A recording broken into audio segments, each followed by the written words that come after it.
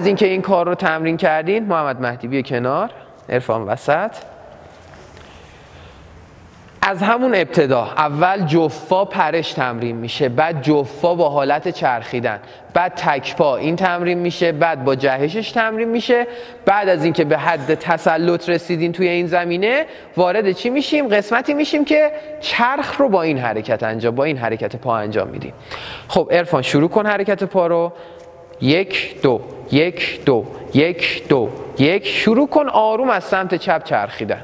1 2 1 2. سرعت نگیر. 1 2 1 2 1 2 1 2 1 2 1. استوبت بافر.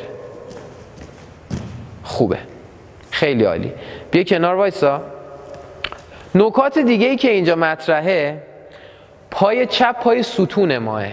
این پا به هیچ عنوان نباید، اینم دقیقا نباید خم بشه. یعنی یک مقدار شاید ضربه بخوره، یک کوچولو خیلی کم خم بشه، اونم به خاطر پرشه که طبیعیه.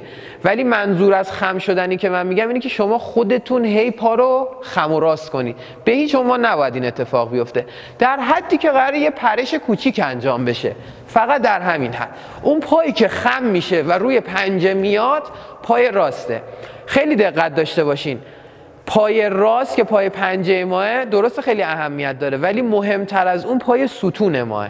چون اگر زانو خیلی بشکنه، زانو خم بشه، اینا قشنگ جابجا میشه. ورزشکار از قسمت مرکزی جابجا میشه و نمیتونه حول محور خودش بچرخه و این باعث خراب شدن چرخش میشه.